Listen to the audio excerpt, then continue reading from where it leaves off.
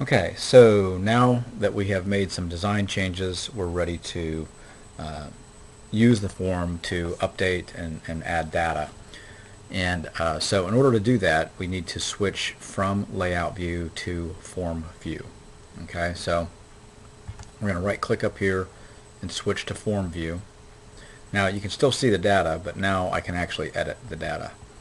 And what we're looking for in step 10, step 10a, we're going to use the find command to find the word test anywhere in the product name field.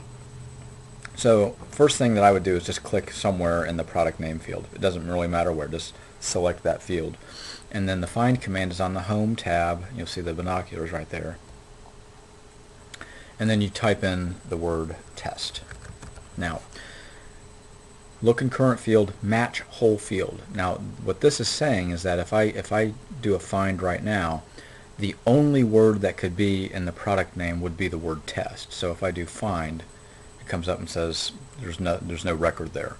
So that's why they say search anywhere in the field. If you click on the drop down here, you can see any part of field. So it's going to find the word test if there's more than one word in the product name and one of those words happen to be test, then it'll find it.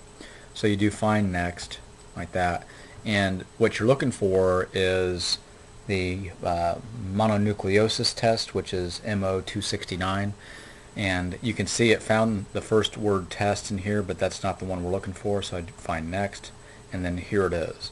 Once it lands on this record, which should be the second one that it finds, then you can go ahead and cancel your find box, and now you're on the field of interest, or on the record of interest. And now the intent is to change the value of the price field for this record. So we found the record. Now we're going to go here and change the price from 45 to 49.50, like that. Now that value, notice just like we talked about in the previous videos, the pencil there means that you're editing the record. And as soon as I move to the next record, not to the next field, these are individual fields and the pencil stays there. But if I was to go on to the next record or to save, then that change would automatically be saved into the database, and I don't have anything else to do. And so, pardon me, to add a new record, I can either use this little new button down here. This one here is a lot easier to see. So I'm just going to go up here and click new, like that. This is step B in number 10. And now we have a blank slate. Move this out of the way for a second. And I'm adding the 68th record into this table. And I say table because this form is based on the product table. So if I make data changes here, those changes are going back to the table, which is ultimately the place where all data is stored.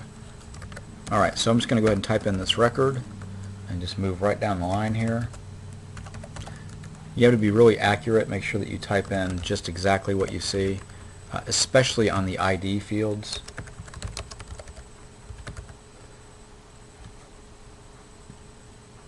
Because as you know, the ID fields are how records are identified and used in a relational database.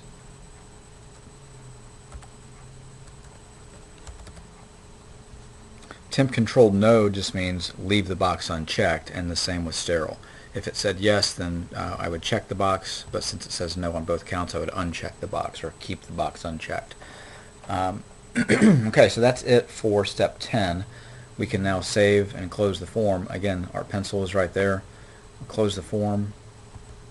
And notice it didn't even prompt me to save, but did the new record come in?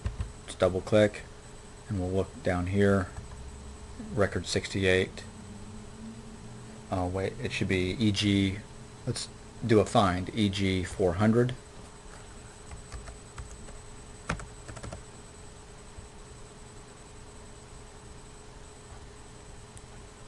There we can see the field that we added in is there, even though I never clicked the save.